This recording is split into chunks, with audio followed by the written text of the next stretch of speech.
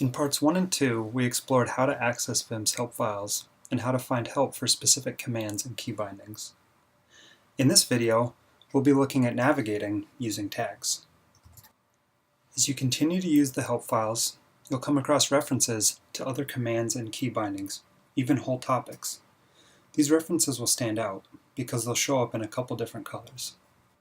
These references are a kind of link to other parts of help files, kind of like a Wikipedia article.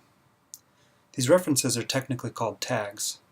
You can follow a tag by navigating your cursor over it and then hitting Control close bracket. We can quickly build up context on the current subject and learn about new things by following these tags. If we feel like we've gone too far down the rabbit hole, we can hit Control O a few times to return to where we started.